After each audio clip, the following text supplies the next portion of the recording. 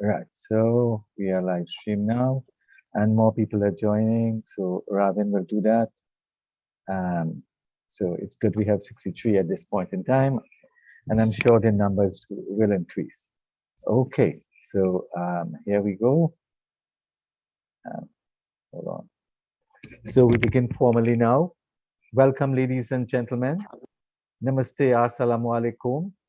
This is the 113th edition of our Zoom public meeting. That's 113. We wish to sincerely thank all of you who have contributed in whatever way to the success of this ongoing Pan-Indo-Caribbean and Pan-Indian Diaspora project. Our chairperson / moderator, because she's going to double up as chairperson and moderator, is Shalima Mohammed, the co-director of the Zoom platform. She's also a business teacher and researcher from Trinidad and Tobago. She obtained her master's degree in business psychology from Franklin University in the United States. Shalima, welcome, and please take over from here. Thank you very much, Dr. Mahabir.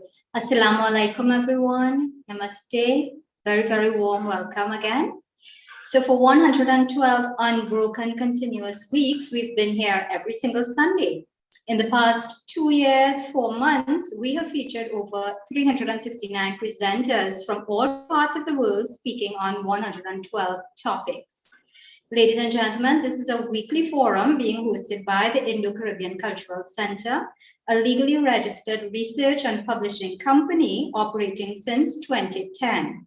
And like today, we often partner with the Amina Ghafoor Institute for the Study of Indentureship and its legacies, led by Professor David Dabadine. In order to continue this weekly program and to make it better and bigger, we are asking you to kindly give us your suggestions as well as a donation if it is within your capacity to do so. So please contact Dr. Mahabir for the details. Remember, our ICC vacation tour of Trinidad will commence on August 4th and will run until the 11th. We have very few spaces left, so if you've not already done so, please register to reserve your seat. Thank you for choosing to spend this part of your Sunday with us. I'd like you to know, though, to avoid trolls invading our program, our IT manager, RUBEN, has muted everyone and has given permission to the presenters only to share their screens. Presenters are advised not to unmute anyone, please, and please don't allow anyone to share your screen. This public meeting will take the form of a panel discussion and should not exceed 2 hours. Today, we are talking about the connections between African slavery and Indian indentureship. One of the unique attributes of Trinidad and Tobago is that in 1985, TNT became the first country in the world to declare a national holiday to commemorate the abolition of African slavery throughout the British Empire, which occurred on August 1st, 1838. This country also observes Indian Arrival Day as a national holiday annually on May 30th to commemorate the first arrival of Indian indentured laborers from India to Trinidad in 1845, following the emancipation of enslaved Africans. During Indian Arrival Day, speakers and writers emphasized the common experience of Indians and Africans under colonial rule and the links between indentureship and slavery. It is a day of remembrance as well as reflection and a time for celebration of unity and diversity.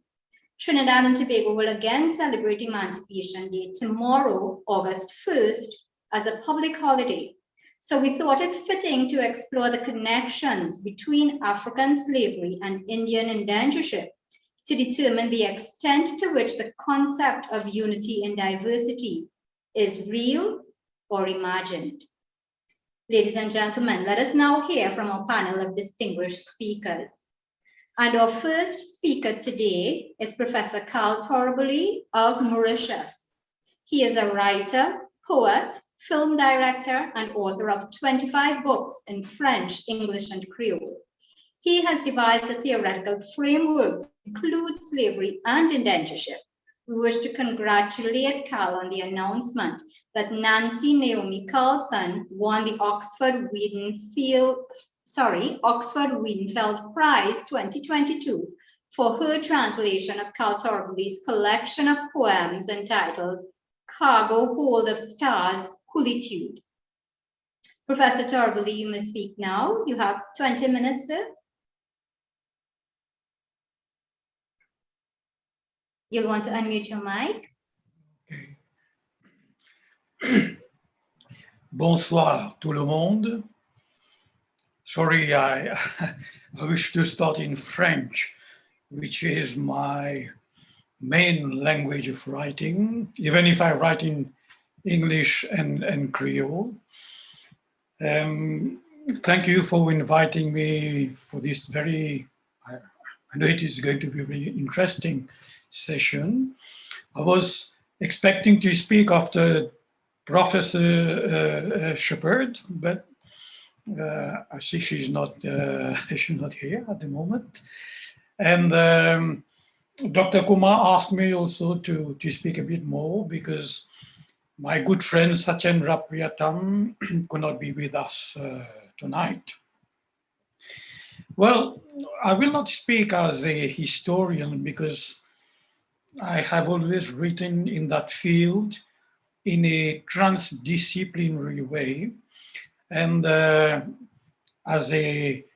through a literary approach, poetological approach, and also through semiology, articulating several fields of the humanities, history, and so on.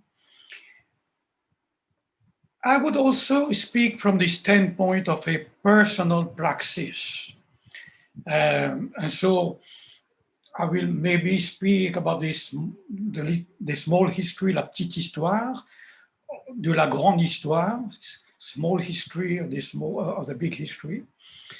Because as you know, Mauritius was this testing ground for what is called the coolie trade or indentureship. When broadly in 1833, slavery was abolished. And there was a need for cheap labor, you know this better than myself, across the empires, French, Dutch, Portuguese, British, and so on.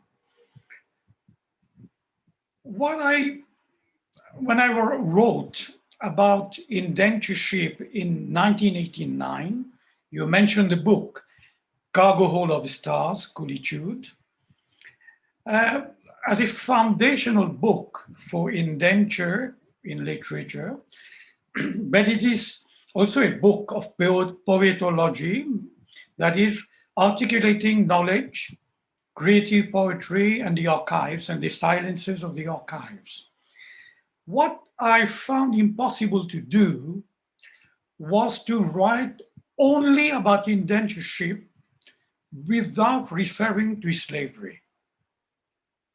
And that was surprising for many people in Mauritius and beyond, because normally when you write a foundational book about a page of history, you would try to concentrate, relate, and focus on this part of history and not open to another page of history, which at that time, because you know, in 1989 there was scarcity in indentureship studies, and I related to this why.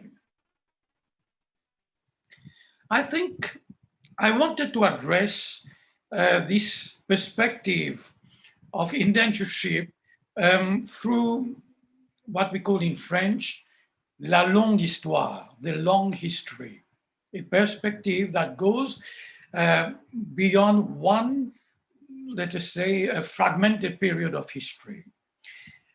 Because when of course, I lived in Mauritius, I could meet people of African descent who came to Mauritius as slaves, people of Indian descent who came there, most of them as indentured persons. They are also the people who came as settlers, the French settlers, most of them. So these people were here and I could interact in some way with them. And I could not envisage writing this page of history, because there was almost nothing at that time in Mauritius, without referring to what preceded indentureship. And I wrote that I would not be complete, I would not be whole in my expression if I did not relate to my slave, brother, and sister.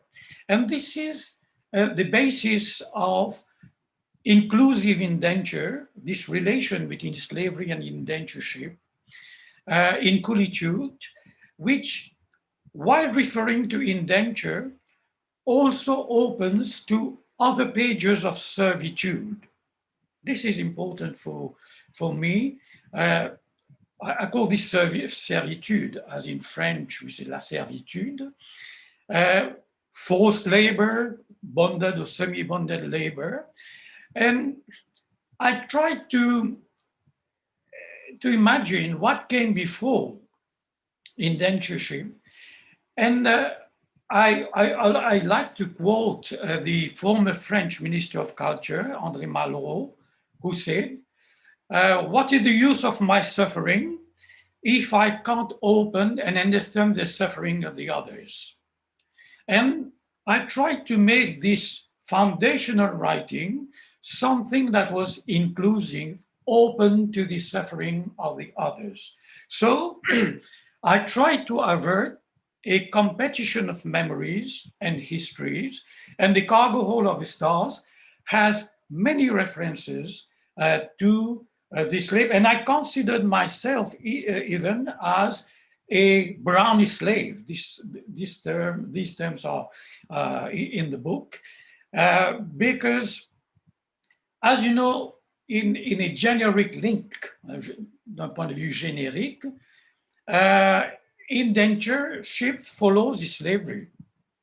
And many books have been written on this topic, relating to the connections, to the likelihood or differences between these two pages of servitude.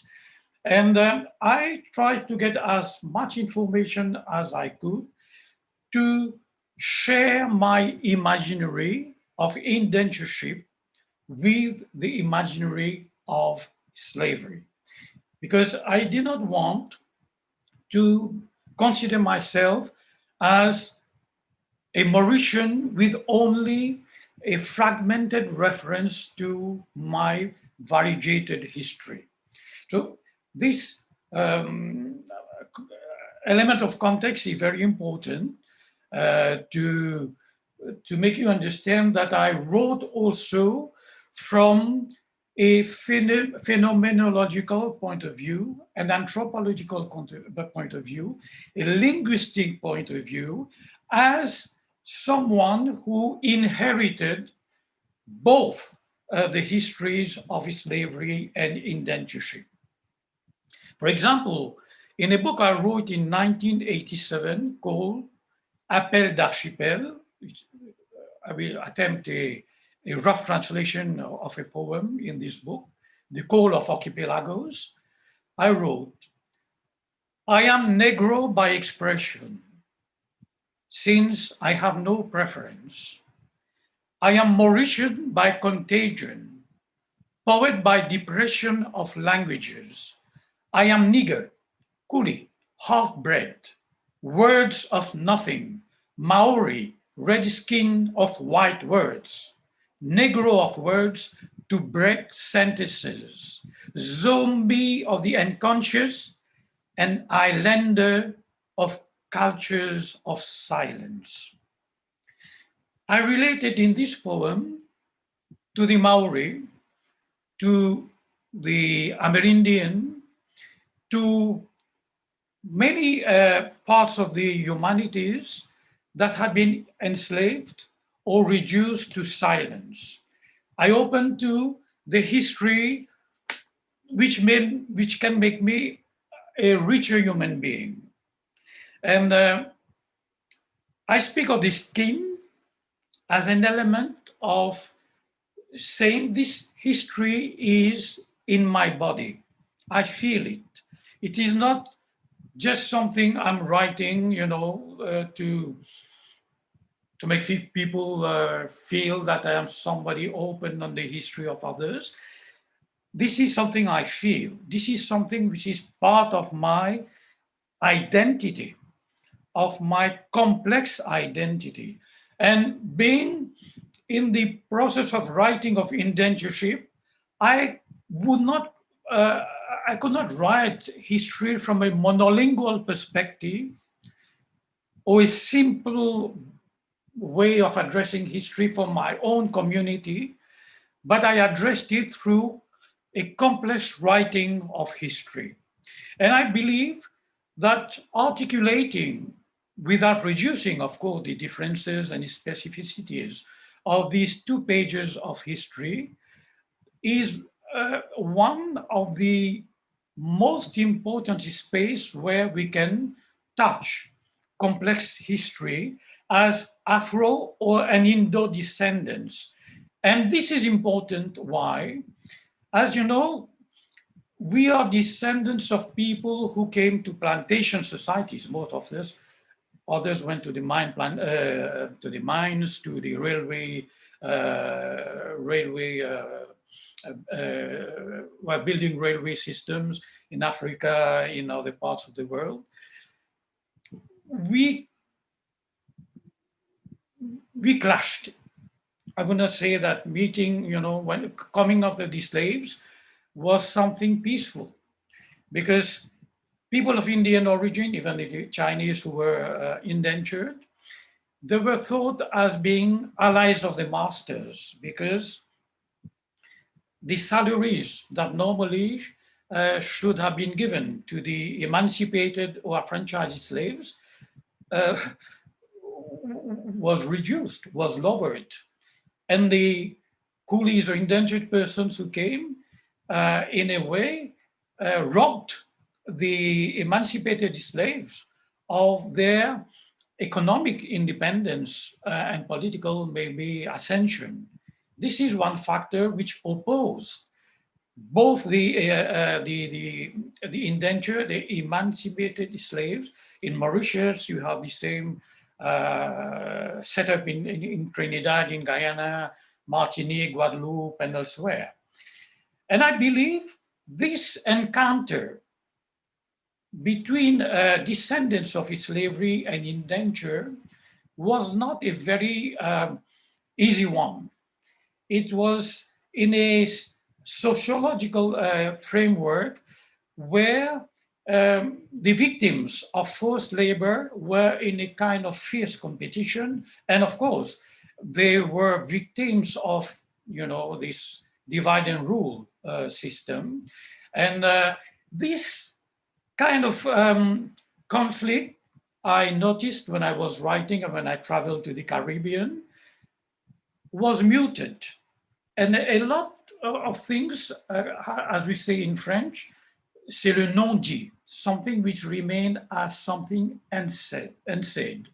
And I believe that when we speak about connection between slavery and indentureship, and we are still in the heirs to these 2 systems of servitude, we have to address in this connection the trauma, the psychological disorders, all the conflicts, political, cultural, linguistic conflicts that arose when these 2 groups of human beings met.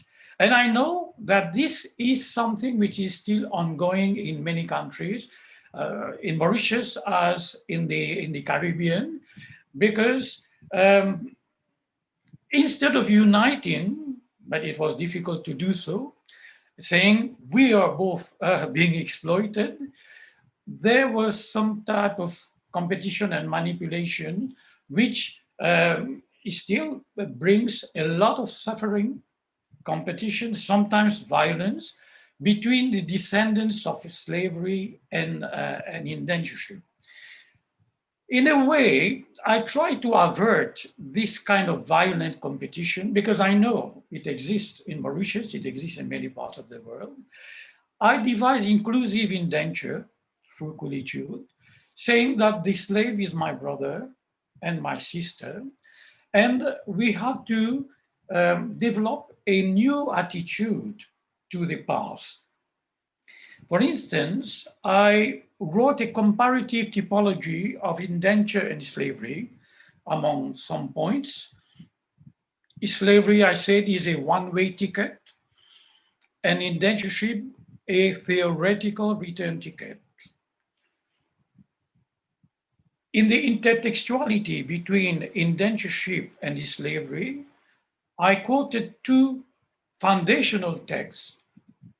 You know, the Black Code, Le Code Noir of Colbert, which was supposed to improve the condition of the slave, but in fact, you have a list of punishment and so on, and reduces the slave to a commodity. And I refer, of course, to the contract in indentureship, which is for me a foundational text of indentureship, which sets out the conditions, you know, better than I, how an indentured person gets salary, food, the duration of work, and a return ticket, maybe some parcel of land when the indentureship is finished.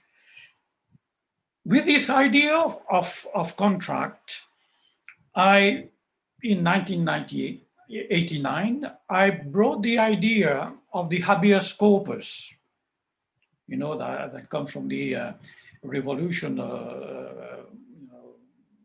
before Cromwell in England, that in the feudal society, the peasant was not owner of his or her body from a legal point of view. But signing a contract enables you to move from the status of objectification of slavery into, I want to say, total subject. And this point is very interesting to explore. Maybe as a semi-subject, because, okay, you have a name. Among the biometric details that the contract contains, say where you come from, what is your religion, and so on and so forth. You have description of a human being, and a slave never had a contract. And even the name of the slave were confiscated. You know that the slaves were renamed, you know, by their masters, and sometimes with very strange names, you know. So this element of habeas corpus is here. And this makes us think there is an element of free agency when you sign your contract, but, you know, many contracts were thumb printed, you know, because many of these indentured persons could not read and understand what they were signing or printing, you know, with their thumb. So they could not understand really what was happening. And I would question a bit this idea of agency, even if this exists, of course, in indentureship, because, you know, there was a lot of petitions, commissions, people could write, and so on and so forth. Of course, the indentured person could keep his or her name, which is a major difference. Some elements of culture, many elements of culture, elements of religion, and so on. And for the slave, it was total destruction, havoc. And you know that the slave resorted to many detours and strategies to keep remnants of his or her culture. So all these elements of comparison, even if we cannot compare really slavery and indentureship regarding the scale of slavery and indentureship, because slavery lasted maybe 170 years, and many slaves from Africa were taken into captivity. Some people speak about 100 million, some 140 million, and the indentureship could be around 20 million. But I am not comparing things that are very difficult to compare, but just to give an idea of the scale. In my typology of my comparative typology, I refer to resistance, for example, from the slaves, and say they resorted to marronage, they marooned. And basically, the indentured person was a vagrant. And you know, the coolie could not move out of the plantation without a permit, you know this. And if the person was taken by the police, they were sent to the vagrant depot. We have a very famous vagrant depot in Mauritius, for example.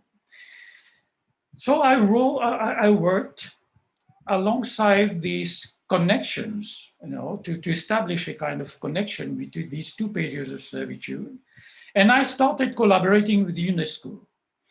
And you know that in 2016, the Aapravasi Ghat was enlisted as World Heritage by UNESCO. And I was contacted by UNESCO to avert competition of memory because in 2008, Le Monde Brabant Heritage Site, a site dedicated to resistance to slavery, was enlisted as World Heritage in Mauritius. And this is very interesting as a connection between slavery and indentureship.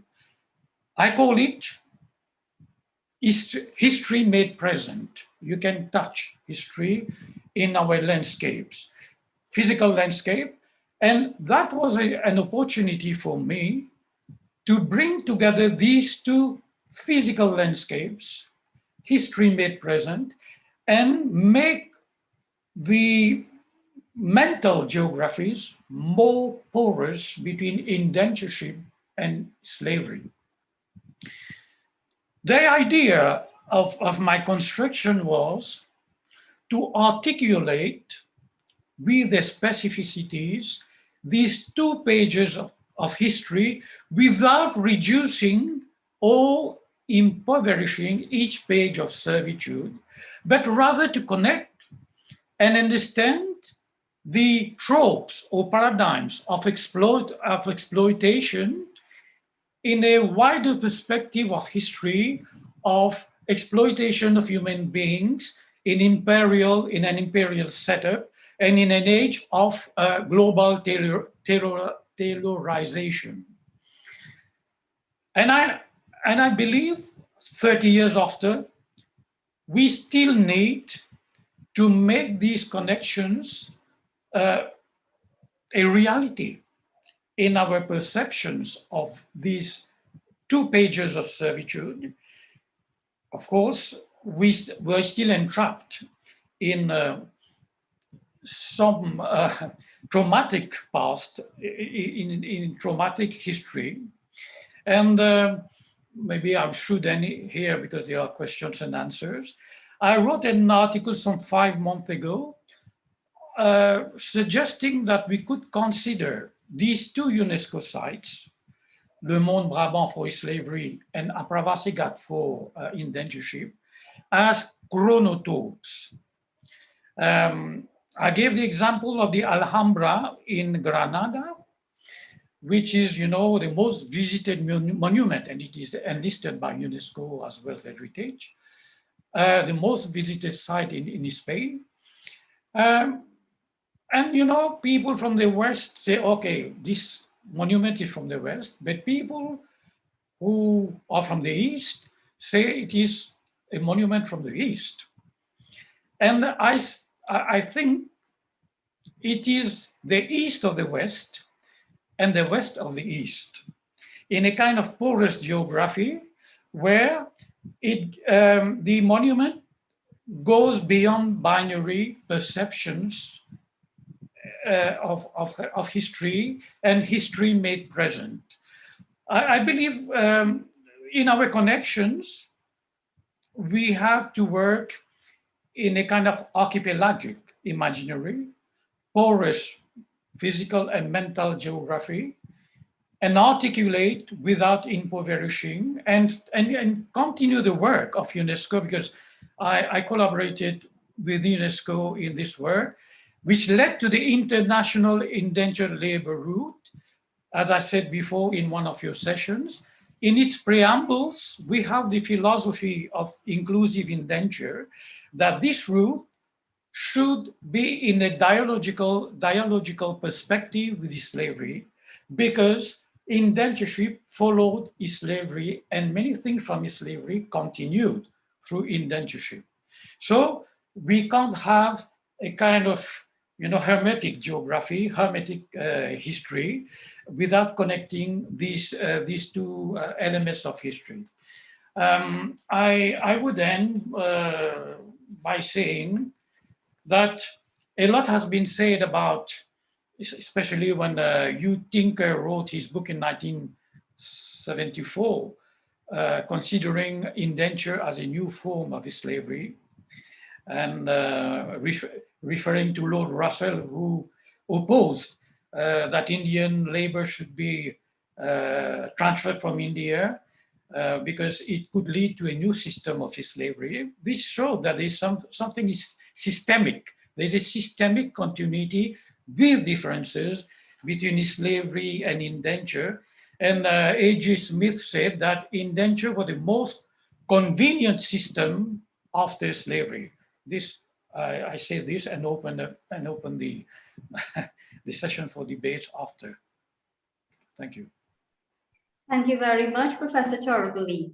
That was excellent, and we are going to open up the session for questions and comments. We're doing it a little bit differently this time. Professor Torabully is coming to us from Mauritius. It's very late, and we do have a recording for you from Professor Verene Shepherd next. So we'll take questions and comments for him at this time. I see Hira Singh with your electronic hand up. So please unmute Hira Singh and go ahead.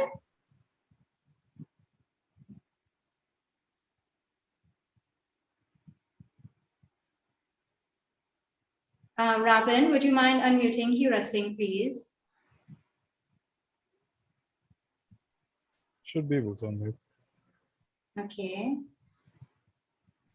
One more time, Hira Singh, are you able to unmute? Okay, we are not getting a response, so we'll move on to Pandit Nitin Jagbandan. Can you unmute, please? Yes, thank you very much, everyone. A good day. I have a question for Professor G. We're talking about connection between slavery and the indentured labor. And if we look at the history of Suriname, we can conclude that indentured labor, in theory, they are two different things, but in practice, we have concluded that the indentured labor is a disguised form of slavery. In what matter does this statement has it effects in Mauritius? Do you can conclude the same thing in Mauritius? Thank you. I have not heard clearly the question, but you asked the question if the situation is the same as in Guyana, that indentureship gives guarantees to the indentured person, but in reality, the practice was different. This is your question, no? Professor Torabully, he is speaking about Suriname. Would you like him to ask again? No, I think I understood the question. I think basically in many of these plantation societies, if we understand the psychology of those plantation owners and masters and so on, who viewed a slave as an object, this is why I always write about the body from a phenomenological point of view, the body which is bent, the body which is used in labor, to make it something you can feel, it's not just a kind of abstraction. The whip was still there. People were flogged, people were punished, people were raped. They worked many hours without being paid. The reality was very difficult. And one symbolical element in this is, the slave ships, many slave ships were converted into coolie ships, with a fundamental difference than when the indentured person traveled, they were free on board. But of course, this does not mean there was not violence and, many people died, were beaten and so on. And when they arrived in Mauritius, They went through the Aapravasi Ghat, which was a kind of center to dispatch, these coolies to the plantation owners and so on. They walked to their sugar mills, and they occupied the huts left by the slaves, which meant that the conditions were not much better than the habitat left by slaves. So theoretically, the system gives rights to the coolies, but of course, in Mauritius, it is also interesting to say that there were commissioners who came, there were investigations, there were reports sent to London, and there were matters taken to court, which did not exist before during slavery, except in rare cases because the slave was just the owner of the master without rights. This is also, I believe, a fundamental difference, but the treatment was harsh, broadly speaking. Thank you, Professor. Hello, can you hear me now? Yes, Hira Singh, go ahead, please. Okay. First, thank you very much for giving me a chance. Two, my sincere apology, I was a bit late to join, so maybe I have missed something. And if my question is misplaced because of what I have missed, my apology in advance. Okay, having said that, I think this is one of the most important subjects in the history of indenture, i.e. the connection, the difference and similarities between indenture and slavery. My first point, indenture, my real complaint is not so much with the people who went and people in the colonies, but with India and Indian historians. Probably the single most important contribution that India has made to the West, to England, to the empire, was in the form of indenture labor. And the value of indenture labor cannot really be estimated in terms of accumulation, I mean contribution to the making of capital, but contribution to the creation of a new culture for the entire West, which was to civilize the West.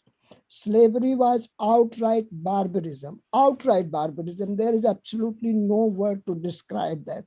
It's the most criminal, most barbaric act that one section of human being can do to the other. And indenture provided a way to do exactly the job that slavery was doing in terms of accumulation of capital without the barbarism of slavery. Contract in indenture was pure deception. In spite of that,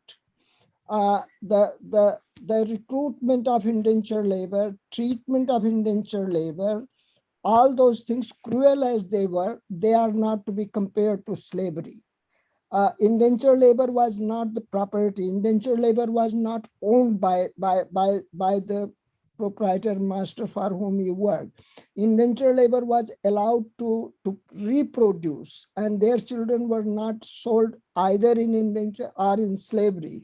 And that's why the book, The New Form of Slavery, was a total misnomer. I have so many other questions, but I'll just stop by saying my last sentence.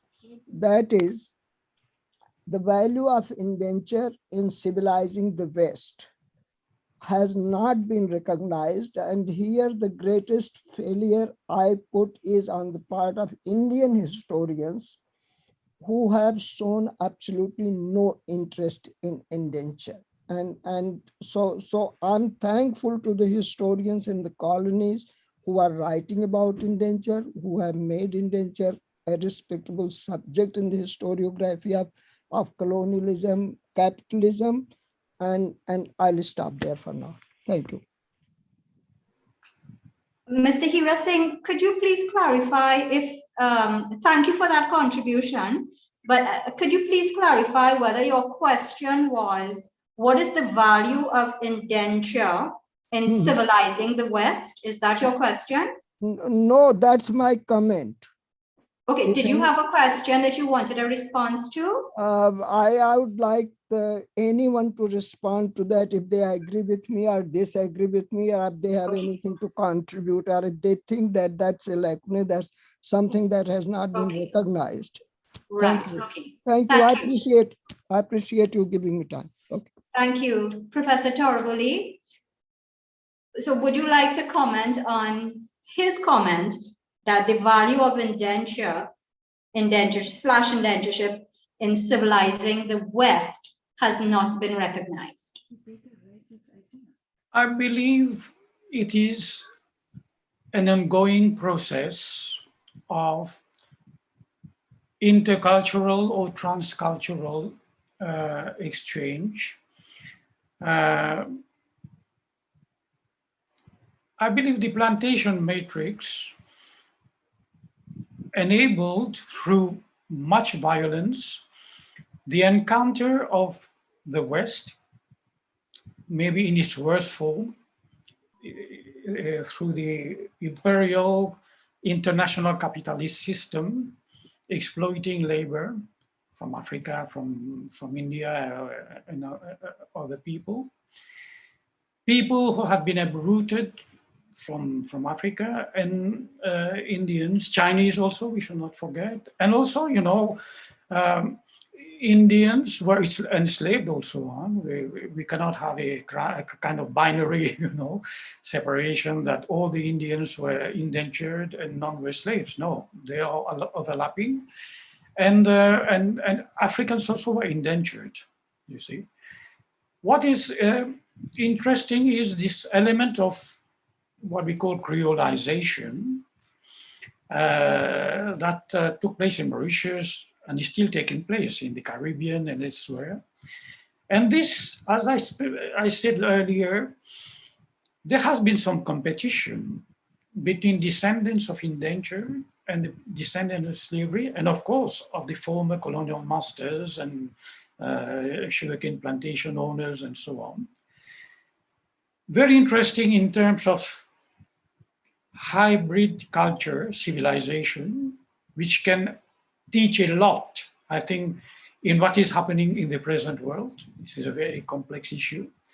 And I addressed this issue through Coolitude, inclusive indenture. I noticed, addressing this element of the MSAID, that the Indian element or the Chinese element of indenture was a bit unheard of in the definition of a multicultural or pluricultural or transcultural experimentation in these post-plantation societies. And Coolitude is about revoicing the indentured person, saying this person has a culture, has a language, a capacity to write literature, to have an imaginary.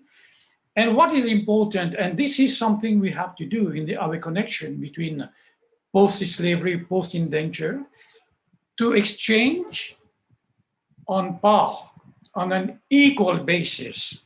And this is a very tough job because you know how things are instrumentalized. They are taken by ideologies and so on and so forth. I question, for example, Creolité, which is a construct post-slavery with, you know, coming mainly, you know, the basis, the philosophical basis from Africa, saying that if we are in a miscegenated society, we cannot define diversity in the place, in lieu of the other. The Indo-descended, the Chinese descended, has also his or her ability to define what this diversity is from his or her perspective. You cannot say, okay, I define diversity, it is good for you. It is an interaction. And if there is no equality in the dialogue or in the type of society, post-plantation society in which we live, then there is something which is wrong. I think we have to work a lot on this because ultimately we have to deepen the understanding of these traumas of the past to live more serenely in their societies nowadays. And this is, I think, the core of the work we have to do. And little by little, work as human beings and not only as communities from slavery, from indentureship. Because when I refer to the Cahier des Charges of UNESCO, all the policy of enlisting monuments for memory, for history, has for objective to make people understand that their histories and memories should not compete. We should enrich ourselves with our differences. And this is also a tough job nowadays. Yeah, thank you very much. Shanti and Shardana, just hold for a second, please. Yes, I'm going to ask Professor Davidine to please unmute and to go ahead and make his comment. Welcome, sir. Thanks very much, Cal. Wonderful to listen to you. Cal, there was an opinion given that indentureship helped to civilize, if I can remember, that was a word used, helped to civilize the West. And I wonder whether you'd like to comment on that. There is some element of civilization here, because imagine in the context of forced labor, forced semi-bonded labor, you come, you keep your culture, your faith. I know I have seen books, in the 90s in Mauritius, Bhagavad Gita written by hand, the Quran written by hand. You work a lot of hours, and you still have the capacity of keeping your culture, of, in a way, recreating some, Indian village in the Caribbean or Mauritius, while learning another language. Most of the times, for example, in Mauritius, is Creole language. You see the element of adaptation and intelligence one needs to be able to survive, addressing many issues at the same time. And this is, for me, one element of civilization, that you do not become a beast of burden or a beast in spite of all the elements of oppression, all the kind of, I spoke of vagrancy before, you have no freedom. You can't move out without a pass out of the plantation, so it needs a lot of resilience, a lot of spiritual verticality to be able to resist this. And in itself, I believe this capacity to remain a human being is a lesson to the West, using an economic system to enslave and exploit other human beings. I'm not speaking of the West as a bolus without discrimination, because one thing we must remember is the suffering the coolies had in many parts of the empires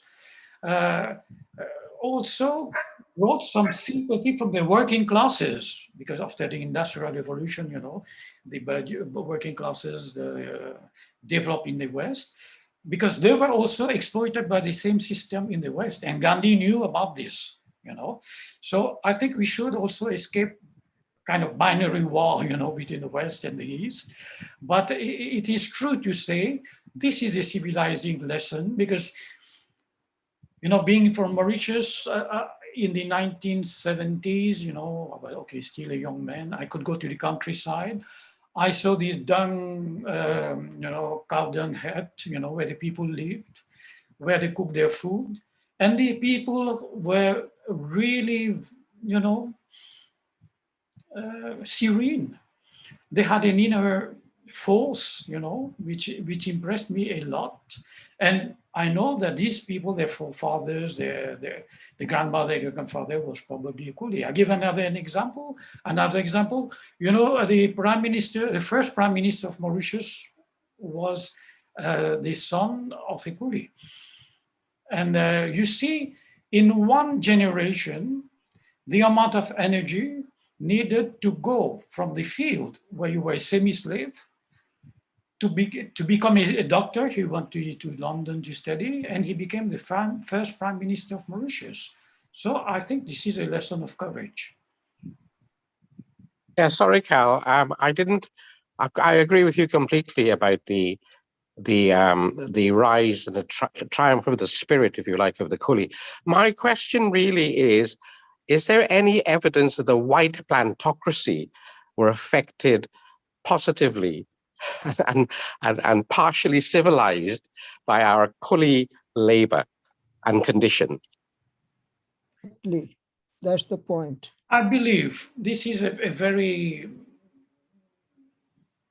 complex question, because if you would say that civilization is music, literature, food, language, and so on, there was a kind of hierarchy in the past that you belong to a superior culture, and these people who came as slaves or coolies were of inferior culture.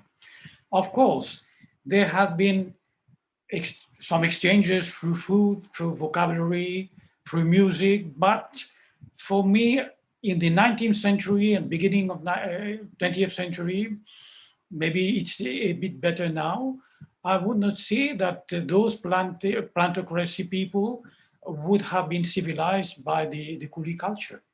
Maybe, as somebody just wrote here, civilized through conscience, yes.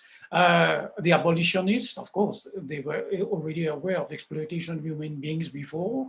There were people who came and defended the indentured people, but I would not say that that was something that was visible immediately, because you were not considered as a human being, just as a beast of burden. And a coolie was a beast of burden. You would interact culturally through the prism of civilization. When you say, okay, I could give you an example where there was some elements of civilization.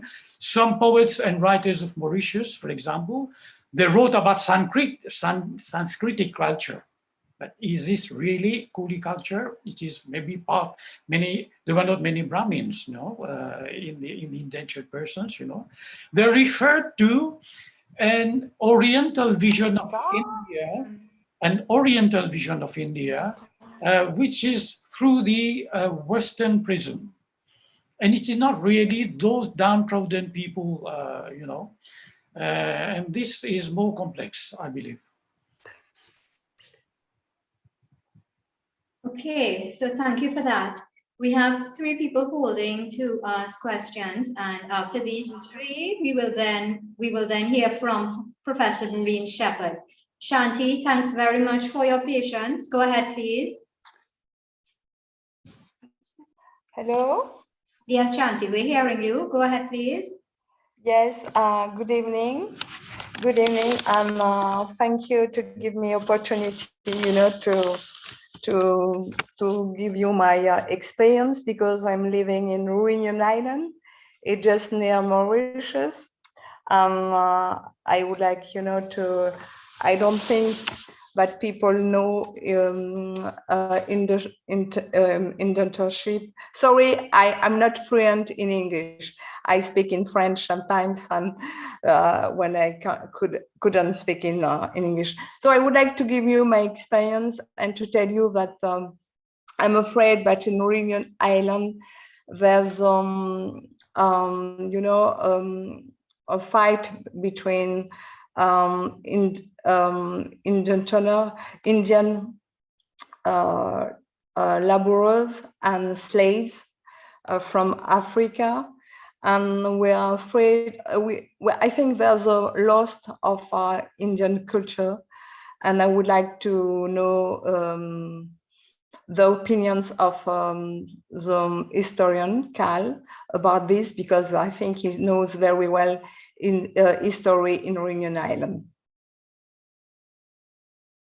Because slaves, from Africa, they are not, they reproach us, to to take their work in sugar plantation. What's your opinion about this?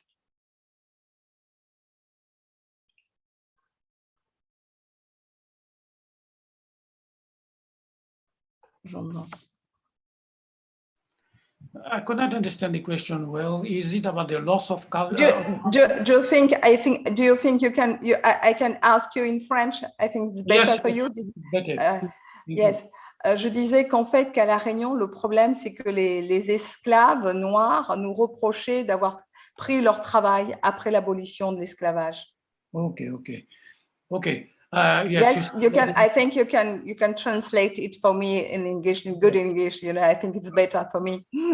Thank you.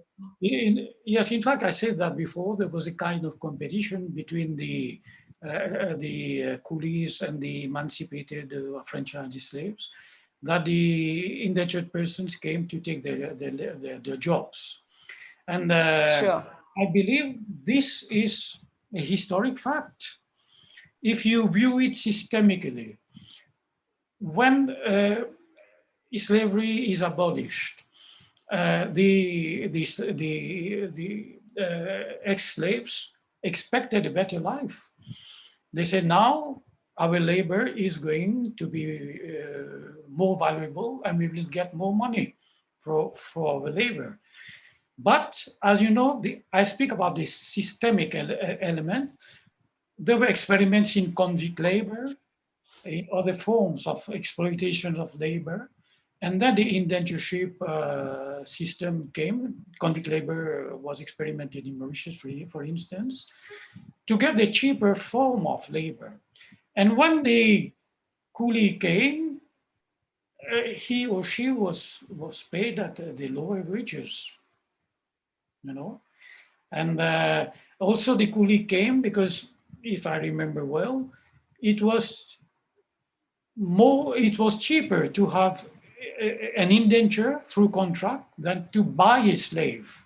Now, the economic element is very, very interesting. It's very complex as well.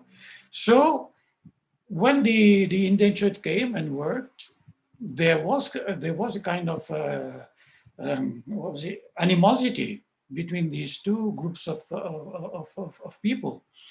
And this is why at some point, for example, in Mauritius, okay, for two reasons, the ex-slave did not work the land because it was associated with a traumatic past and suffering. They went to the coastal regions for fishing and started small businesses and so on. But also because the labor was very badly paid.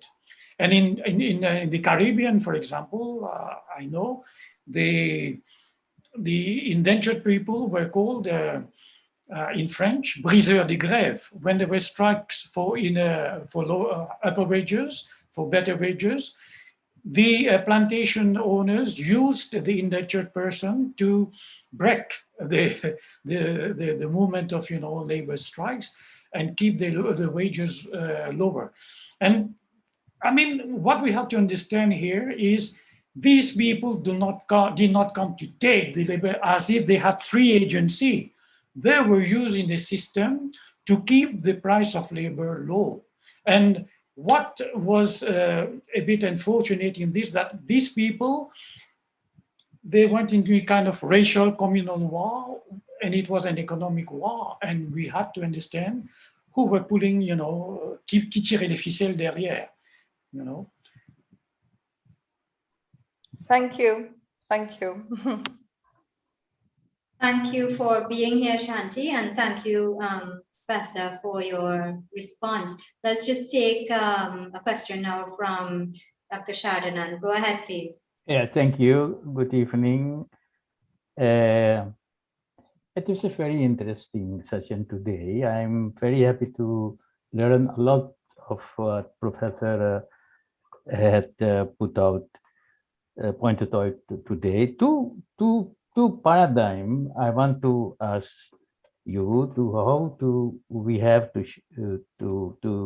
do about it, because today we are talking about the connection of the descendants of the intended labor set, the Girmitias, and the Afro-slavery. I'm coming from Suriname, living now in Holland, and the same problem I'm seeing also in Holland society too. Two paradigm where the competition and the collaboration. It is a very remarkable, I think it is a key point today for us in every post-colonial of the West European society. We see the same problem in Trinidad, in Suriname, in Guyana, Creole and Hindustani. They have the same history, same collective mind, same collective consciousness. Still, they are fighting. There is a lack of collaboration. And they are fighting. Who is going to? I wanted to put my question in Dutch, but it's problem to you. So my English is not so good like you have. But what are you doing? What can we do these days about this paradigm now? The collaboration, the collaboration and how can we bring these two main ethnic society in the post-colonial process? Do you have some experience? Can you give me some strategy? I believe, well, this question is very important for the, let us say, the peace of our societies, because we still have in our unconscious something that has not been resolved about this violent past, this competition between victims. It is a competition between victims. And it has taken new forms in present societies through political conflict, economic conflict, cultural conflict, linguistic conflict, name any conflict, you will find that. It is a matrix of civilization, variegated civilization, but this doesn't mean it has evacuated all the sources of conflicts that is still ongoing in many post-colonial societies.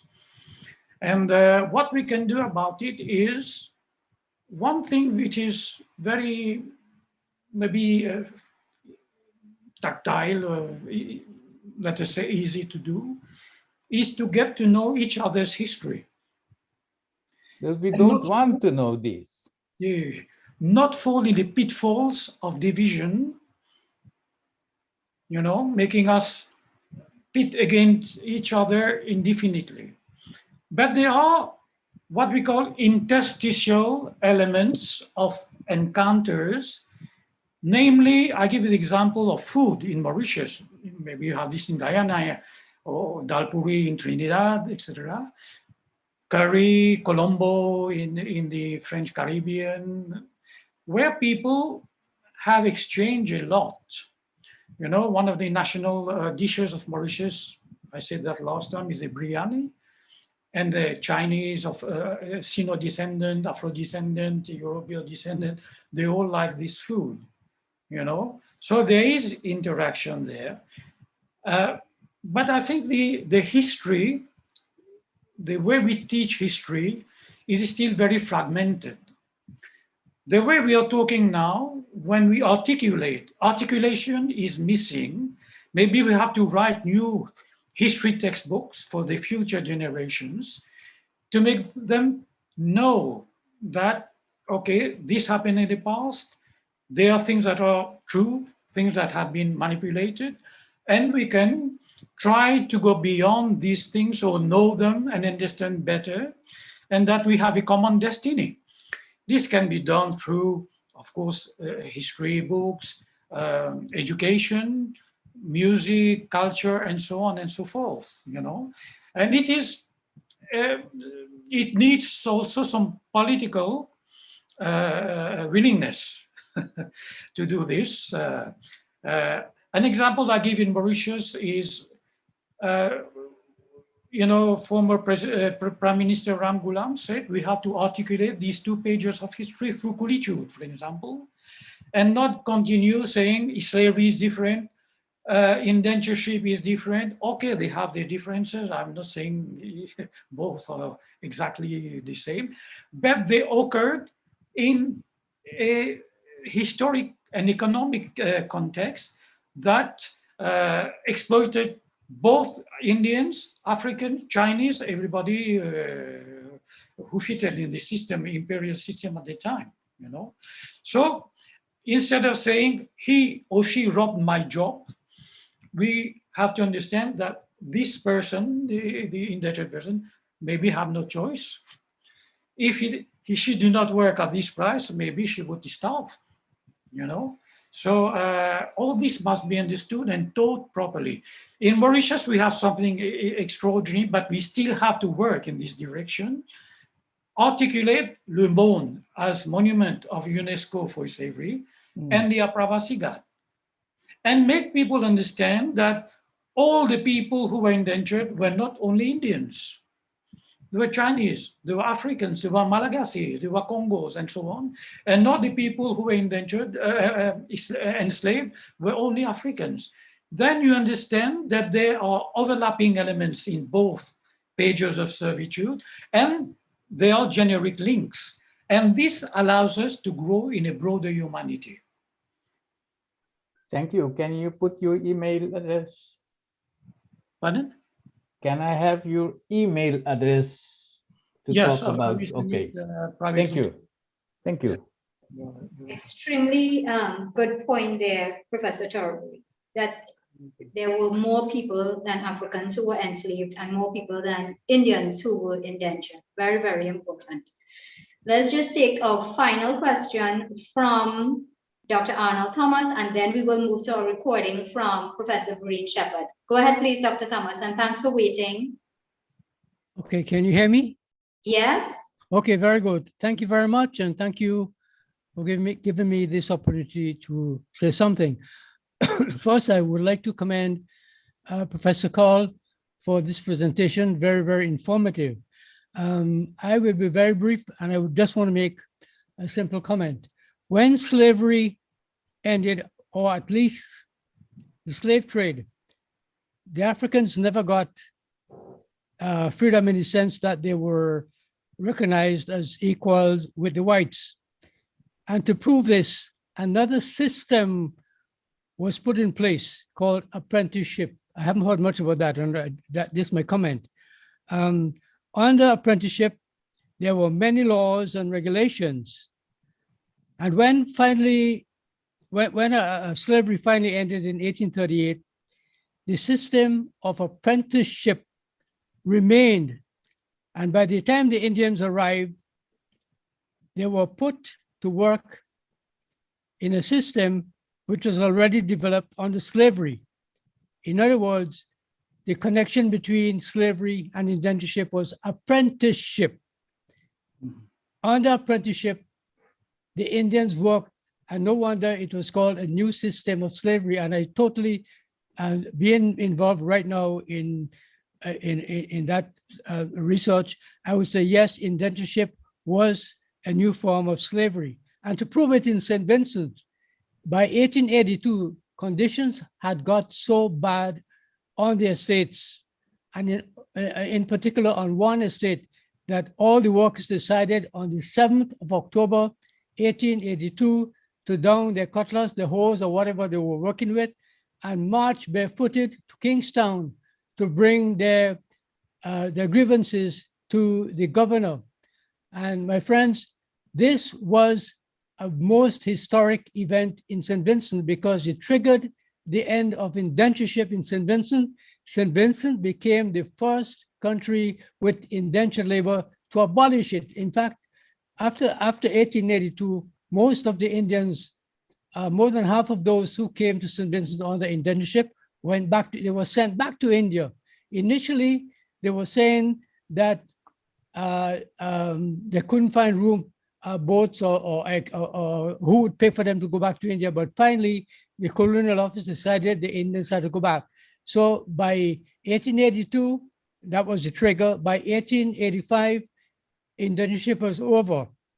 So that by 1890, when Cummins was coming around to visit the conditions, to see the conditions of indentured laborers in the Caribbean, there was none to be seen in St. Vincent, and that was the end of our indentureship system.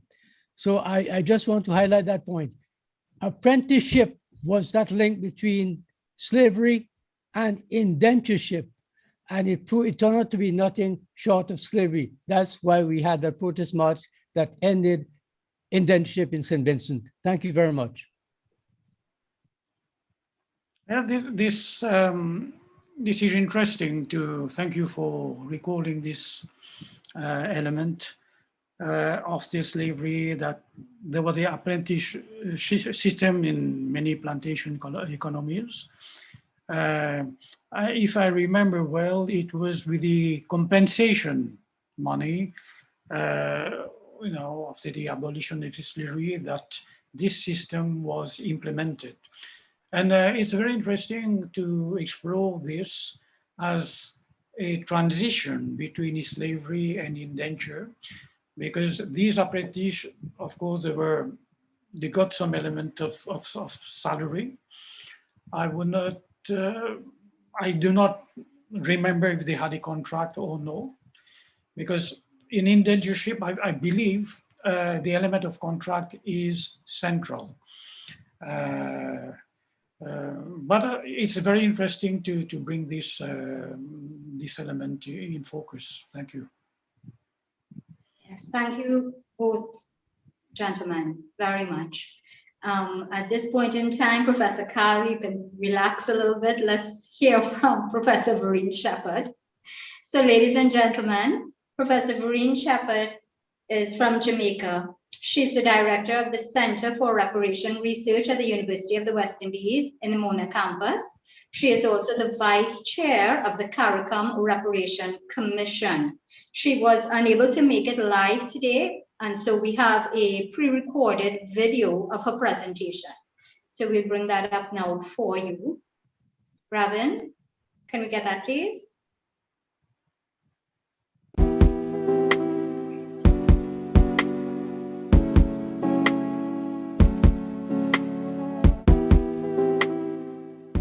Tell me about your work on indenture and women across the Caribbean. I'm from a small village in a rural parish called St. Mary.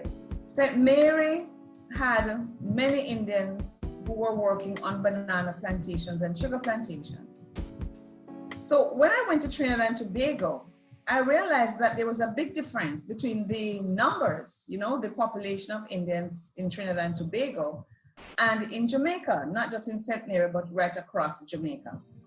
I began to develop an interest in the subaltern women of the region, enslaved African women, Indian indentured women. One of the books that you wrote was Maharani's Misery. Could you tell me a little about that and what you found? I was researching a book on women in the Caribbean for high schools, because CXC, the Caribbean Examinations Council, had just introduced a theme on gender in the Caribbean, women's experiences in the Caribbean, but there was no information at the level that students could grasp and understand. I wanted to pan right across the Caribbean. And I came across 400 pages of a case study of a young woman called Maharani. So after I finished that book on women in the Caribbean, I zeroed in on Maharani and decided to do a book on that. So she was a young Indian woman. She was between 16 and 20 years old. We are not sure, the documents don't allow. We know that her father was somebody called Pargas, and that she embarked on a sailing ship called the Allen Shaw in July 1885 from Calcutta on its way to Guyana. On the way to Guyana, she died. And there were at least 3 commissions of inquiry launched into her death. And all the testimonies are there. So I said, no, this has to be written about. Women had a more precarious experience across the Atlantic on these ships, whether they were steamships or sailing ships. And They were subjected to rape, sexual exploitation. They were exposed to racism because the crew was primarily, white sailors. This is still 19th century. Emancipation occurred for African people in 1838 finally, and later for other parts of the Caribbean. So this was still a period where racism dogged the relationships between different ethnic groups. So I looked at the experiences of all the women and men on the ship, the size of the ship, where they were located on the ship and all of that, and the treatment they got. And then I zeroed in on what could have caused Maharani's death. And the pages and pages of testimonies gave me an idea, some kind of insight into what happened to Maharani. It's quite clear that before she died, she told her friend she was raped. Who raped her is unclear because she didn't really say the name of anyone. So the book is really about her experience, the experience of other women on the ship, and also the investigations into her death, including the big commission of inquiry in Guyana when the ship arrived and the 22 witnesses called to give evidence. Now, one of the things that people have always done is they've compared indenture and slavery. Can you actually compare them in terms of impact? Is it a fair comparison? Absolutely not. Not a fair comparison. The African enslavement, the Ma'afa, and indentured labor migration were both systems of exploitation. Let's get that straight. However, if you look carefully at how Africans were recruited, how they were taken to the ships, how they were stored in the barracoons. If we look at the Middle Passage journey and you look at plantation slavery, the mutilation, the hangings, the rape on the plantations, the dehumanization, the failure of planters to recognize the humanity of Africans, then you will see there was an entire difference. Now, when you look at the recruitment of Indians, especially of women, you will see forced elements as well. They had to meet a quota, 40 women to every 100 men. Women were not available in those numbers for, emigration. So a lot of bribery, a lot of force, a lot of kidnapping took place. So we say that happened. But all Africans were kidnapped. It's not just a minority. They were all kidnapped, forcefully marched on foot to the coast. I mean, West Africa is a huge area. So imagine the marching to and they were shackled. Indians were not shackled. And because of the period, it was a post-slavery period, and the anti-slavery society was still on the watch. And activists in India were on the watch. So the planters could not allow what Hugh Tinker and others call a new system of slavery to characterize labor migration. So we know wages were low, but they were paid. We know the conditions were less than ideal, but they were not the conditions of Africans. They were not whipped. If they were whipped, there was a protector of immigrants to complain to, right?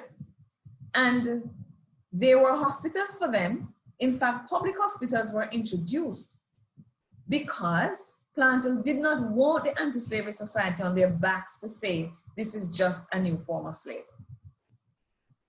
And if you look at the comparative economic situation of Indians and African people in the Caribbean today, it is quite obvious that Africans did not get the kind of start that Indians got, even with the scratchy land in some parts. And they were facilitated by planters.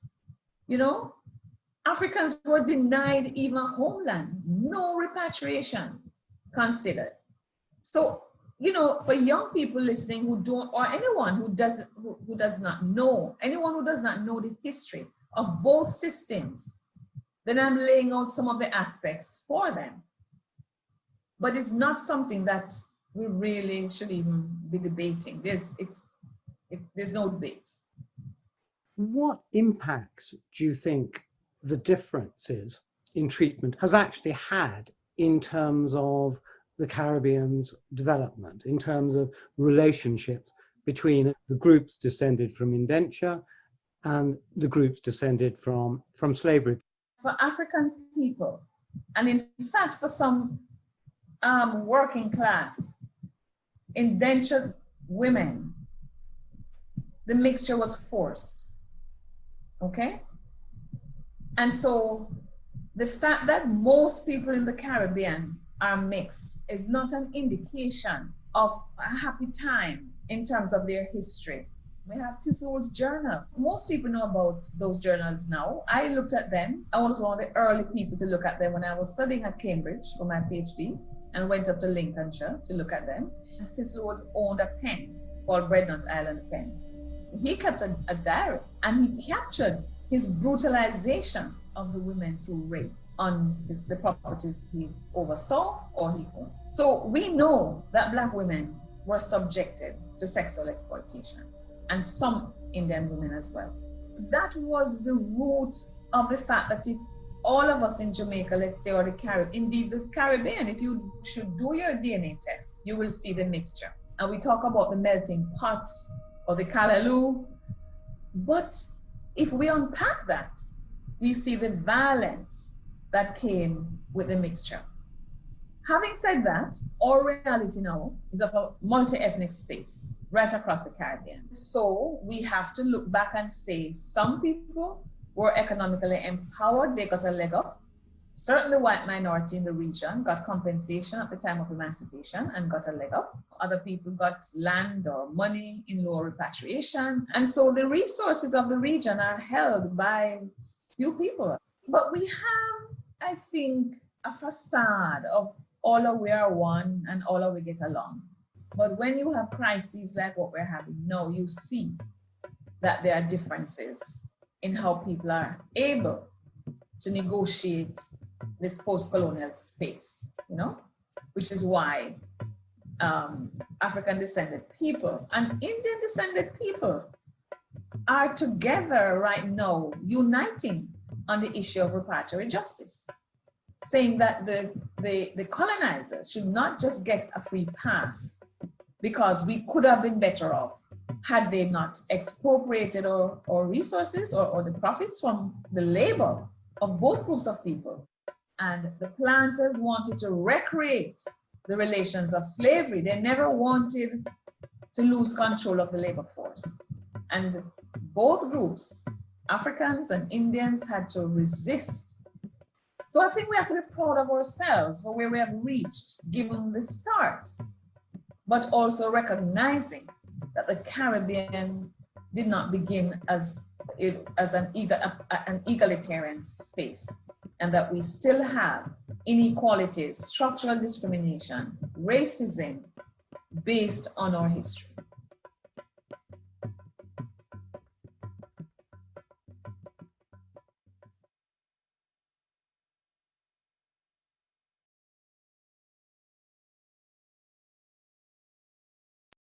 So there we have it, Professor Verene Shepherd's contribution. Ladies and gentlemen, we are talking about connections between African slavery and Indian indentureship. And I'll open the floor now to your further questions and comments. Our other two presenters, Satyendra PEERTHUM, unfortunately, had an emergency and is unable to join us. Also, RUBEN GOWRICHARN is unable to join us. So any questions or comments that you would like to raise in light of everything that we've heard today, you are free to do so. As we did before, please raise your electronic hand if you would like to speak. But at this point in time, I would like to ask Professor Doug Monroe to please make a contribution based on all that has been said today, and in particular on this topic. Professor Monroe, please unmute your mic.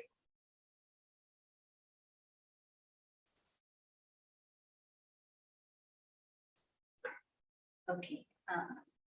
Ravin, can you unmute him, please?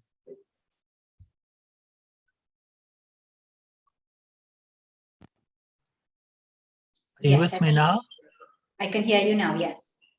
Yes, actually, I didn't put up my hand. I actually went to just scratch my eyebrow. But now that I've been dobbed in, I mean, there are both connections and separations between indenture and slavery. And we've been really talking about chattel slavery today, and the African slave trade. I mean, what I'd like to suggest is that we really have to look more closely at particular places of employment when it comes to indenture, because there are different conditions, there are different legal frameworks. I mean, it was stated a moment ago that you know, there wasn't flogging, for example, in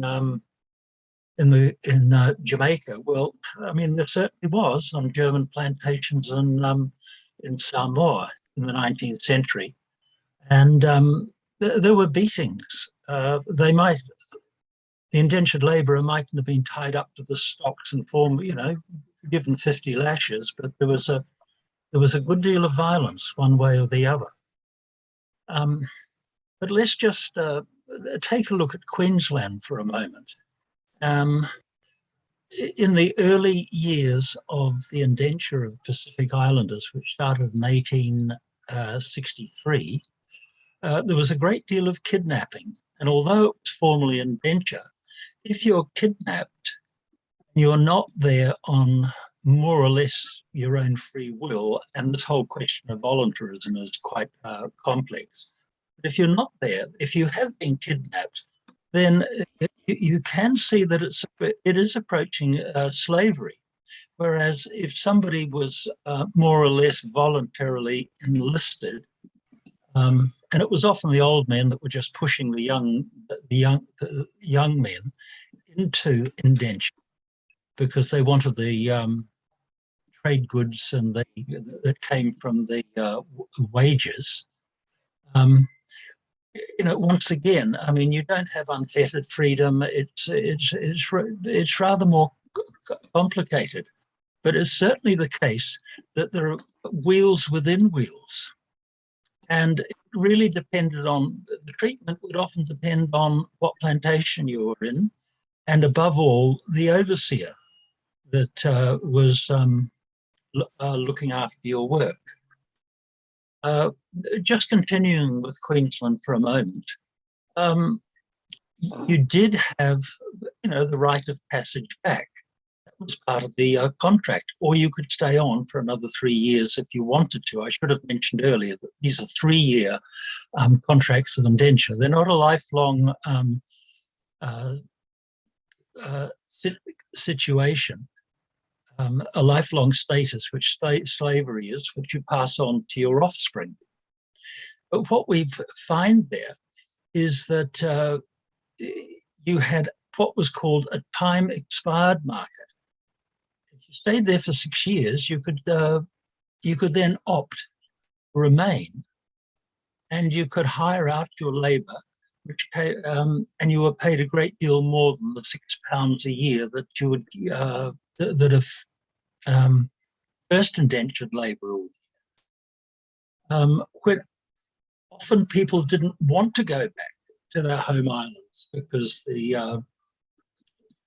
if they were fugitives from justice, or life in the Solomon Islands and Vanuatu, it was they were dangerous places, and so labourers often wanted to stay on. And this became very apparent when the 6 colonies of Australia federated into the Commonwealth of Australia. And one of the first acts of Parliament was to get rid of the Kanakas, they were called, from Queensland. And there was a great deal of opposition to this amongst the indentured labourers. So really what I'm saying is it's an idea to make comparisons, to look closely at individual places of employment, compare them with other places of employment, and you'll see that a rather more complex picture emerges than when you're trying to make a series of generalizations based on a single colony. Yeah, that's what I'd like to, that's the comment I'd like to make. And next time, when question time comes up, I won't scratch my eyebrow. Noted. Thank you very much. Dr. Betty Govindan, I see you've unmuted. What would you like to share with us?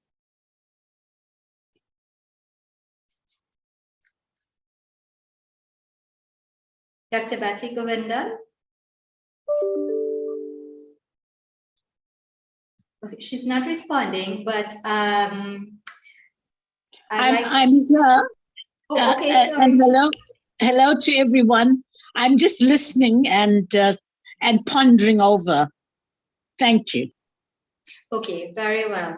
Let's hear from Mr. Salvan Naidu. He's from South Africa and he's from the 1860 Heritage Center. Mr. Naidu, you wanted to share your comment? Yeah, I just wanted to share my comment. I just thought, through the previous presentation, it was very, how can I put it? It was very interesting in the comparison, and that professor didn't draw a comparison which was unfair. And I had said that while there was a high degree of enslavement that took place within the system of indenture, we cannot broadly parallel slavery with indenture. Slavery was far worse in every regard. And both histories requires more study.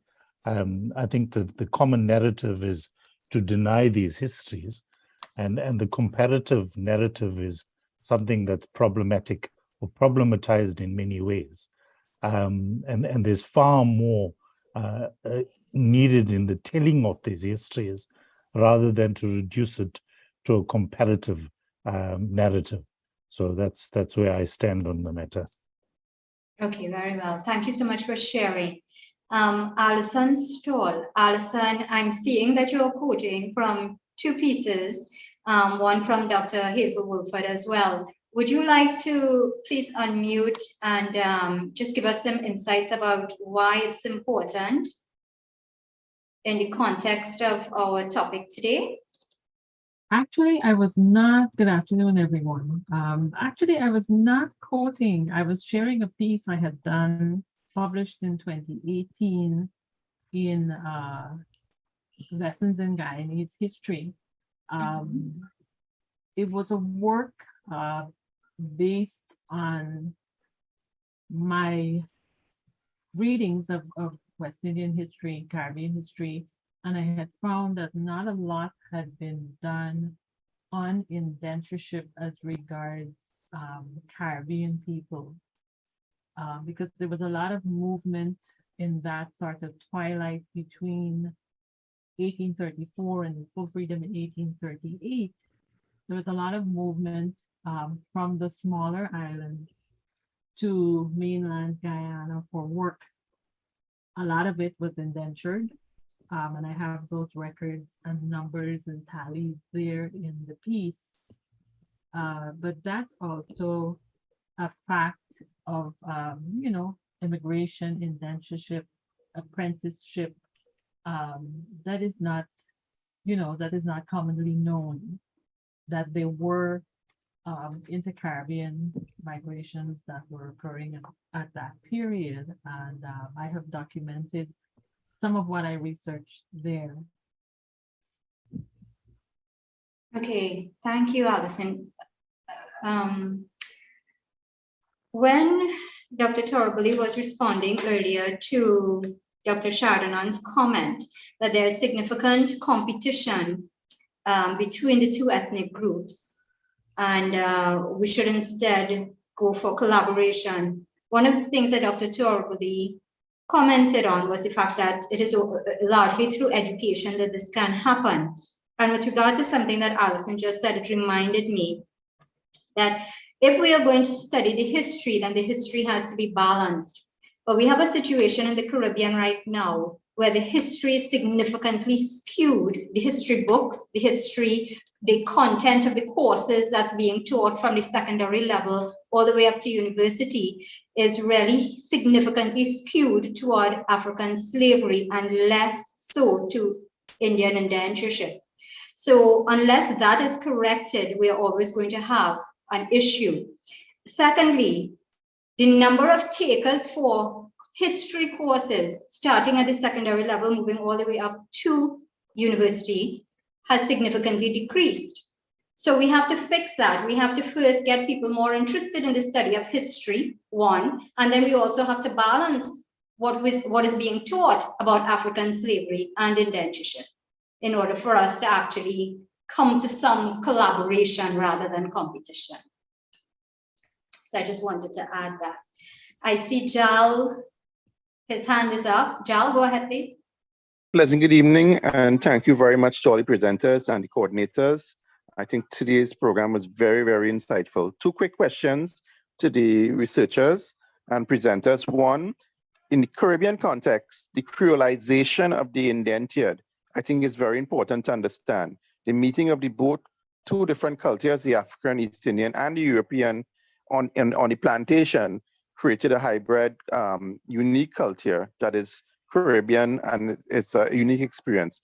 So if there's any comment about the meeting of the, as you're taking off on the same question of education and knowledge about the meeting of the two cultures, any comment about that early experience of the two cultures meeting, the African and the East Indian, on the plantation or the margins of the plantation? That's one question I like to pose, and comments and ideas that are discussed there.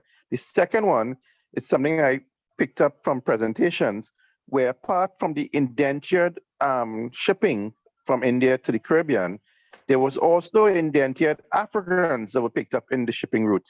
So any comment about that element, that on the same East Indian immigrant ships, there were African immigrants in the African ports where the ship stopped, and any discussion or comments about that experience as we talk about both Indian and African indentured in the Caribbean context. Thank you very much. If comments can be generated or any insight. Thank you very much. Dr. Dabidine, would you like to respond to that question? Sorry, say that again. Okay, Jal, it was ask your question again, and Dr. Dabidine, let's please have a response from you. Oh, I think there is a lot of evidence that Africans also traveled on the ships that brought Indian indentured labor to the Caribbean. If you look at the bibliography of the Amina Gafur Institute, you will find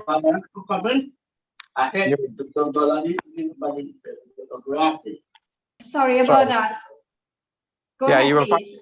find, if you look at the bibliography on the Amina Gafur Institute website, you'll find a lot of information about indentured Africans. We know, for example, the very first ship in 1837 that left Liverpool to go to Calcutta to collect the first body of indentured laborer.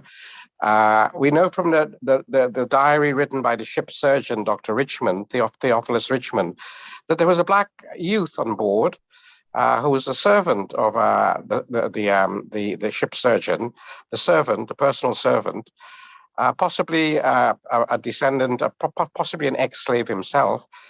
And so when that boat, the Hesperus, got to India, to Calcutta, you had the very first meeting, as it were, between Africa and India.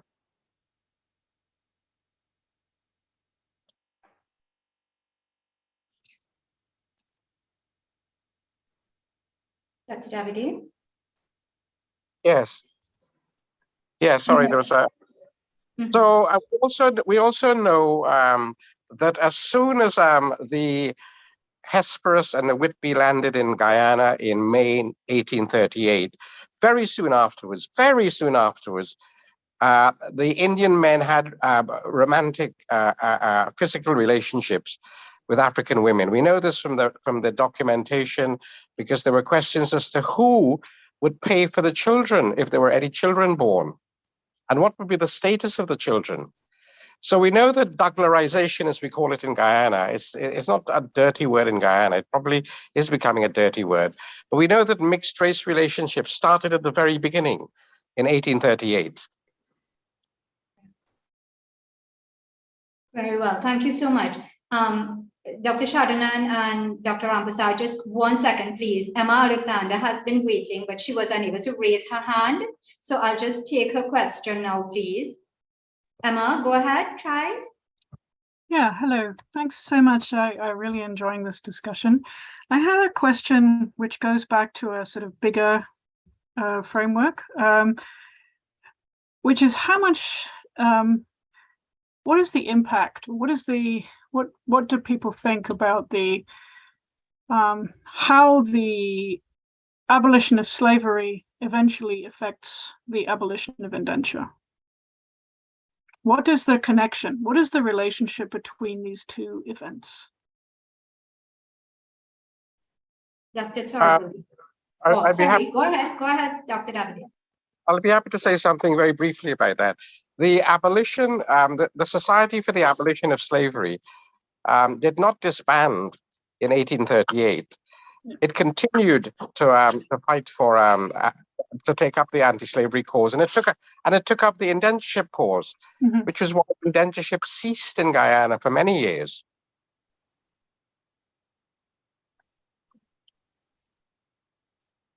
Yes, I'm aware. I was just wondering on a kind of an even broader level than the Anti-Slavery Society. Professor Monroe, would you like to say something on that?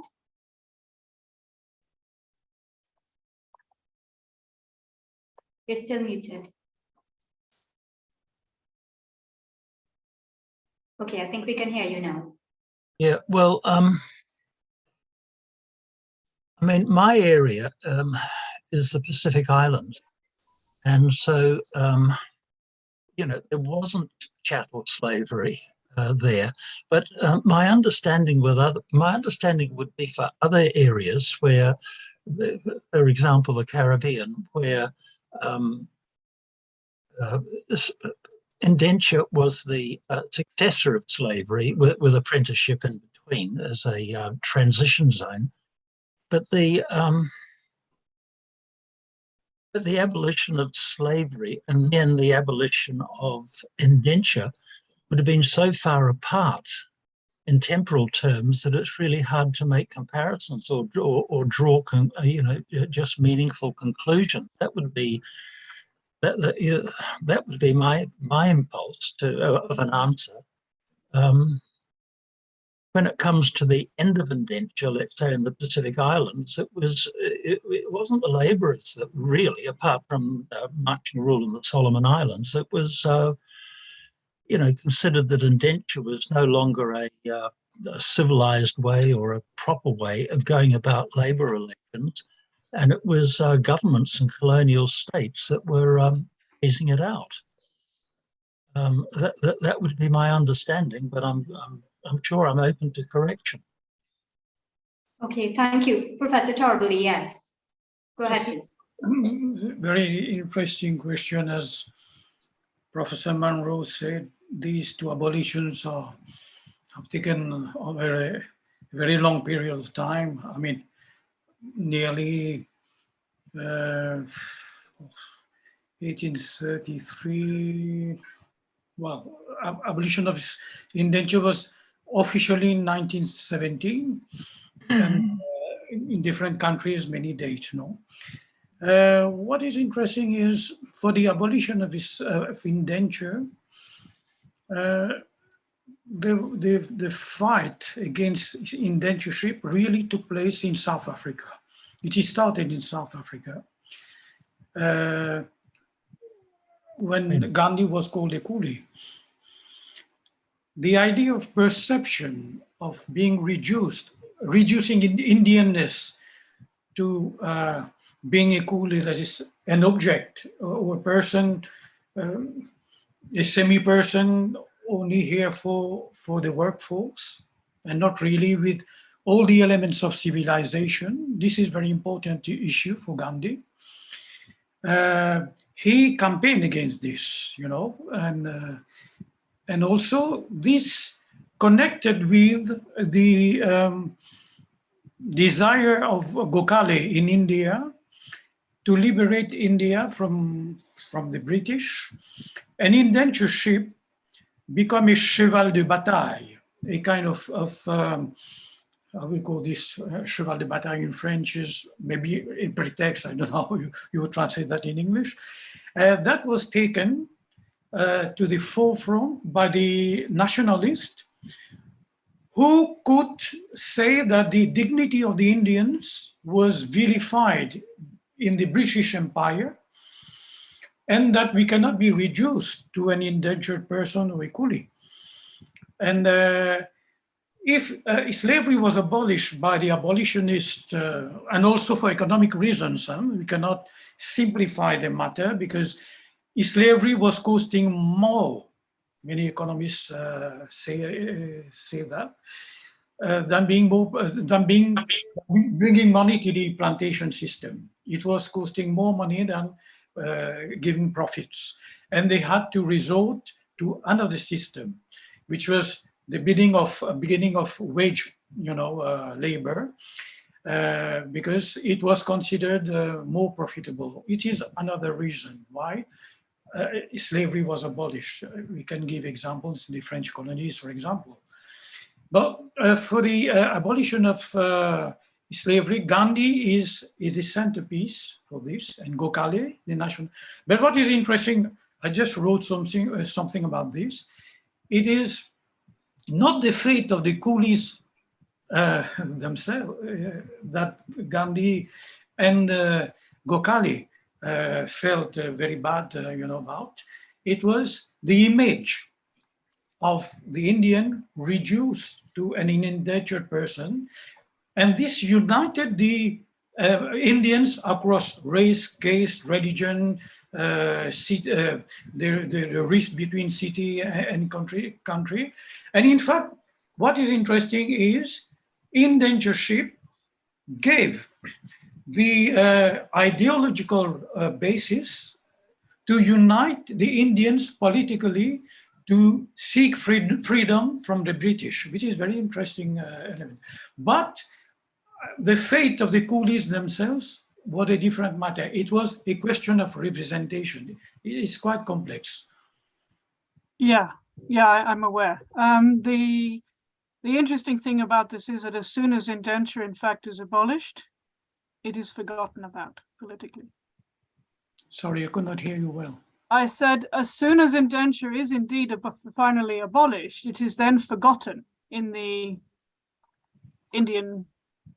It is still more complex because I believe the narrative of the nationalists and those who got the independence, well, many years later, was to focus on a different type of India with a new image, more maybe prestigious than the indentured person.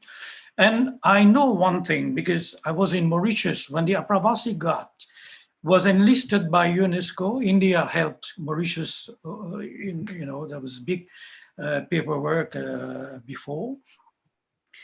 That this page of history was a bit, pushed aside because India was projecting itself as a superpower, economic power, space, and so on and so forth. And I remember one thing, when the Gopio decided to establish another center outside of India, they chose Mauritius, and they gave as the reason, sorry, I'm mixing for this, is Mauritius is a prosperous democratic country, model in Africa, and so on and so forth. And we had got the enlistment by UNESCO at that time for the Aapravasi Ghat. I wrote to the Gopio saying you could add that we are also the only country having a monument, a site enlisted by UNESCO for indentureship, and you should also take into account this page of your history, because you are speaking about indentureship, and they changed. And they added Mauritius has a site for indenture as well. And I wrote another article for a collection of essays to get people interested in indentureship in India because this is out of focus, because it doesn't represent really, it did not represent really a prestigious page of Indian history abroad. But things are changing. Things are changing. I think the younger generation, they want to know, and I think so things are changing. You are correct. Things are changing, but many young people in India don't know this history. No. They come across it. For example, I teach in Canada. They come across it in my class when they finally meet somebody from the Caribbean who is Indian, but is not their version of India, or they so think. And so then we suddenly have a new discussion about what exactly is the Greater India. I mean, when we speak about mainstream teaching of history, we can say there are two types of mainstream. One in the European Western configuration, where what is mainstream and marginal, and also India, they have what is mainstream and marginal, you know. And with Dr. Marine Carter, when we wrote Coolitude in 2002, this helped to bring awareness that one part of Indian history abroad, but there were also indentured persons in India. They were not only across the Kalapani, you know. And this drew attention to the fact that India had to open this page of history, which it nearly had forgotten. And this has been in process for 20 years now, because I've been following this. And I get people from Indian universities contacting me saying, I'm writing a PhD about indentureship and I want to get information. But I think there's still a scarcity of information available to students in India, I believe. Well, it's complicated because much of that information is in the district archives, which are difficult to access. Yeah. I mean, there's not so much in the National Archives, for example. Yeah, they have to travel abroad, or yeah, there's lots in London and in the other former colonies, but it's complicated to piece it all together. But there's something evolving here with the International Indentured project and Secretariat. There is a lot of digitalization, being made to make archival documents available internationally. This is an ongoing work. Thank you. Thank you very much. Merci beaucoup. At this point in time, I would also like to say thank you so very much, Professor Torabully. This was an extremely enlightening session. To the three people who have their hands up, Dr. Shadnan, I see you. Dr. Ramprasad, I see you. Hira Singh, I see you. At this point in time, unfortunately, we need to bring today's program to a close. Our technicians need to leave, but please do stay. You will have an opportunity to ask your question. If Dr. Torabully can stay a few minutes longer, we will take it after the recording has ended, okay? So I want to say thank you very, very much. This was such an enlightening session, and I want to thank all the presenters. I want to thank all of you all who made comments. Dr. Aberdeen, thank you very much for your support today. Dr. Monroe, all of you who would have participated, we really appreciate it. So this is Shalima Mohammed. I'm signing off. I'm handing you over now to Ms. Naima Khan, who will close today. Thank you very much. Thank you, Shalima, for being a wonderful moderator, as always. And thank you all for taking the time to participate. Thanks especially to the presenters. This public meeting is being hosted by the Indo-Caribbean Cultural Center and the Amina Ghafoor Institute for the Study of Indentureship and its Legacies, led by Professor David Aberdeen. Feel free to contact ICC to publish your books and reports. Remember that we are asking you to kindly give us your suggestions as well as a donation.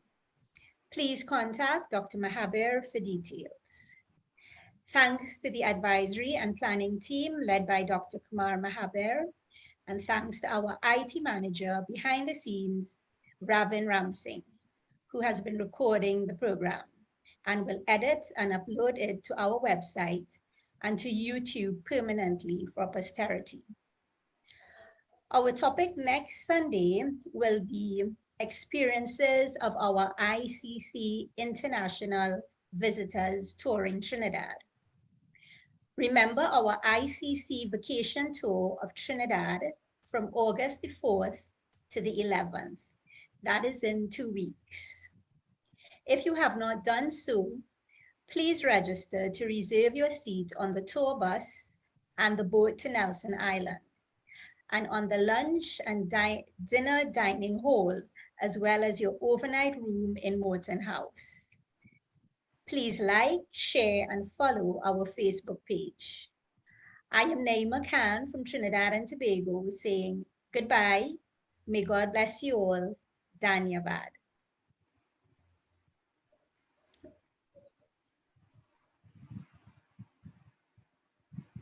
Thank you all so much for being here. So we can still continue the conversation for a few minutes. So anybody wants to say something? Yeah, Kumar, Yes. David. Yes. Yeah, I just want to thank Cal for being, well, always outstanding and always a joy. You know, the subject of the study of slavery and indentureship can be fairly joyless, as you can imagine. But Cal brings a certain intellectual subtlety and beauty to his arguments. So Cal, thanks very much. And by the way, can we just congratulate Cal for winning a major prize for poetry. This poetry has been translated. The Oxford University Weidenfeld Prize. He won that last month. Thank you. I'm on mute. Thank you, David. Yes, thank you. I think Dr. Ramprasad wants to say something. Yes, Dr. Kumar. Yes, go ahead. Well, one, I wanted to harp on that point of the competition between both groups, the slaves and the indentured laborers. And what I wanted to say, I don't want to start a video. Yes, what I wanted to say